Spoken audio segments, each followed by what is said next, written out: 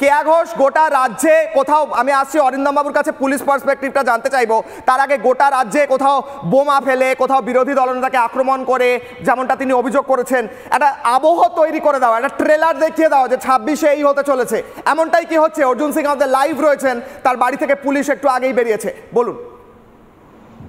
কিশলয় দেখুন, একটা খুব বিখ্যাত গান আছে, সেই গানের দুটো লাইন হচ্ছে, তারা পাখির ডাকে ঘুমিয়ে পড়ে, পাখির ডাকে জেগে।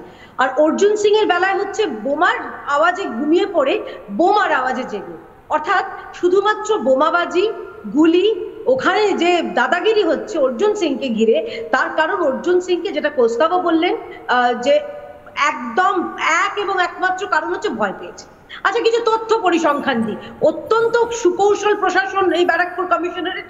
গত 3 মাসে এই নৈহাটি অঞ্চলে 5টা খুন হয়েছে, তার মধ্যে 3টে হচ্ছে পিটিয়ে গণহত্যা হয়েছে। আপনার মনে আছে যখন উপনির্বাচন হলো, সেই সময় অশোক সাউ তৃণমূলের, তার তৃণমূলের একজন বুথ লেভেলের একজন কর্মী, তাকে গুলি করে খুন করা হলো। কোন দিন? যেদিন ভোট হচ্ছে সেদিন। এরা কি করছে? তাছাড়াও নোয়াপাড়াতে খুন হয়েছে 2টো, ব্যারাকপুরে খুন হয়েছে 4টে, ভাটপাড়ায় 3টে। অর্থাৎ সব মিলিয়ে এই যদি ব্যারাকপুর কমিশনারেটের আমরা চিত্রটা দেখি, 1 ডজন খুন ইতিমধ্যে হয়ে গেছে। আর এগুলো হচ্ছে এই অপদার্থ পুলিশ প্রশাসনের জন্য। ওই একজন আছেন, তিনি চপের শিল্প না ঢপের শিল্প করতে লন্ডন গেছেন এবং ব্যাক ওয়াকিং করে রাজ্যটাকে পিছিয়ে দিচ্ছেন। এখন আবার নাকি কি সব বাতেলা মারতে অক্সফোর্ড না তো, ওই কেলা কনফ্লিক্ট খাওয়া কোথায় একটা গেছে। বিষয়টা হচ্ছে ওই অঞ্চলে অপদার্থ প্রশাসন। অর্জুন সিং যেহেতু প্রতিরোধের মুখ, অর্জুন সিং যেহেতু প্রতিরোধের নাম, তাই অর্জুন সিং এর উপর এত রাগ। আপনার মনে আছে একবার অর্জুন দা অনেক আগে বলেছিলেন, আপনারও দেখাচ্ছেন, আমি দেখছি যে 173টা মামলা। ভাবতে পারছেন কি প্রতিহিংসা পরায়ণ একটা দল। অর্জুন সিং যখন তৃণমূলে ফেরত গিয়েছিলেন, সেই মামলাগুলো স্ট্যাটাস কি ছিল আমার জানতে ইচ্ছা করছে। আর সৌরভ এতগুলো কথা বলছেন, আমাকে খালি বলুন, ওই রাজীব বন্দ্যোপাধ্যায় থেকে শুরু করে বাকি যারা আপনাদের সহায়ক দপ্তরের দুর্নীতির মামলাটা কোন অবস্থায় আছে, কোথায় আছে? আমি তার আগে অরিন্দম বাবুর কাছে যাব। কেয়াদি একটু সঙ্গে থাকুন, আমি আসছি। ওখানকার অভব্যতা আপনি আটকাচ্ছেন। হ্যাঁ অরিন্দম দা, আমার প্রশ্ন হচ্ছে, মুখ্যমন্ত্রী মমতা ব্যানার্জি একাধিক প্রোগ্রামে পুলিশকে বলেছেন কোনোভাবেই কাজ করতে পারছো না, আমার দলের লোকের ওপর আক্রমণ হচ্ছে ইত্যাদি, এমন তো সরাসরি একদম ভৎসনা করছেন পুলিশকে। সেই ভৎসনা করেও তো লাভ হচ্ছে না। পুলিশ আজকে মার খেয়েছে, অন্যদিকে পুলিশ অর্জুন সিং এর বাড়ি গেছে। বলা হচ্ছে সোমনাথ শ্যাম বলছে অর্জুন সিং নিজে গুলি চালিয়েছে। অর্জুন সিং চ্যালেঞ্জ করছেন রিপাবলিক বাংলার কিশোরের অগ্নিবাণে যে দেখা গুলি চালিয়েছি, কোথায় কোথায় সিসিটিভি? পুলিশের কি রোল থাকছে এই গোটা রাজ্যের ঘটনাগুলোতে, কি বলবেন? মাননীয় মুখ্যমন্ত্রী কিন্তু 2022 সালে স্টেট সিকিউরিটি কমিশন তৈরি করেছিলেন, মানে রাজ্যের নিরাপত্তার জন্য করেছিলেন। তাতে কারা কারা ছিল? Chief secretary, home secretary, DG and CP and others. এবার আপনাদের বলি, আজকে যে মিস্টার অর্জুন সিং বলছেন, আমি ব্যারাকপুর অঞ্চলের ছেলে, আমি নকশাল আমল থেকে দেখে এসেছি, রামকৃষ্ণ মিশন রহড়ার ছেলে, কিন্তু তড়িৎ তোপদার থেকে শুরু করে বিভিন্ন জায়গায় পুরো ব্যাপারটা কিছুটা আমি জানি। কিন্তু আমার প্রশ্নটা হচ্ছে একটু অন্য জায়গায়। পুলিশকে নিয়ে আপনারা যে আজকে আলোচনা করছেন, আপনি বলুন তো, যে আজকে যে সিপি যেখানে আছেন, সিপি যিনি আছেন, উনিও কিন্তু আজকে কমিশনার ছিলেন, উনি ওখান থেকে বদলি হয়ে গেল। সঞ্জয় মুখোপাধ্যায় সম্পর্কে যদি আপনারা জেনে থাকেন, অত বড় আইপিএস অফিসার, ভালো অফিসার নেই, উনি বদলি হয়ে গেলেন। আমি অলোক রাজরিয়া, আমি ওনার চাকরি করেছি, অত ভালো পুলিশ অফিসার, অত ভালো আইপিএস অফিসার, উনি বদলি হয়ে গেলেন। এখন যিনি এসছেন, তারপরে আজকে শুরু হয়েছে অর্জুন বাবুর যে রিভলভারটা, আপনি জানেন রিভলভার বললে পুলিশই কিন্তু সব কথা বলে না। গতকালকে হাইকোর্টের যে নক্কারজনক ঘটনা, কোচবিহারে আজকে 2021 সালের যে একটি ছেলে বিশ্বজিৎ রায় বলে একটা মার্ডার হয়েছিল, সেই ঘটনা তদন্ত করেছিল সিবিআই। আজকে স্টেট পুলিশ থেকে নিয়ে গিয়ে সেইখান থেকে যে সিজ করেছিল, দেখুন সেই সিজটা আজকে ট্রায়ালের সময় সব জল ঢুকিয়ে দিয়েছে। হাইকোর্ট গতকালকে যে রিমার্ক পাস করেছে পুলিশের এবং সুপারকে যা বলেছে, লজ্জায় মাথা নত হয়ে যায় যে আজকে আমরা কোন পুলিশকে দেখছি।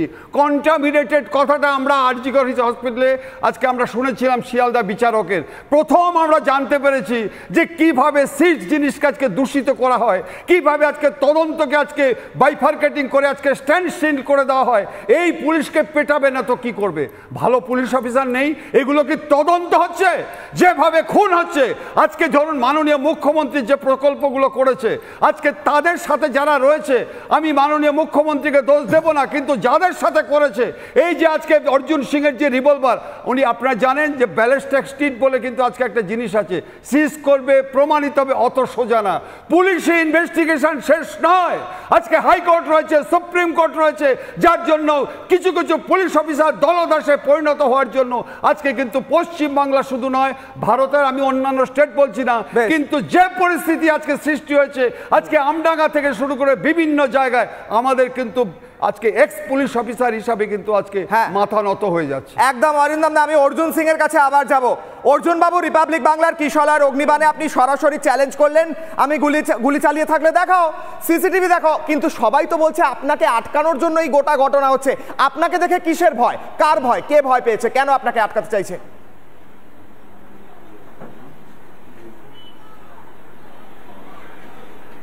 দেখুন, মমতা ব্যানার্জিকে আমার থেকে বেশি কেউ চিনে না। মমতা ব্যানার্জি যখন কংগ্রেস থেকে বেরোলেন সেই দিন খুব কম লোক ছিল, তার মধ্যে আমিও একজন ছিলাম। কিন্তু আজকে যে পরিস্থিতি আছে, মমতা ব্যানার্জি নিজের ছায়াকে ভয় পান। মমতা ব্যানার্জি যারা শক্তিশালী লোক আছে তাদেরকে সবসময় ড্যামেজ করার চেষ্টা করেন।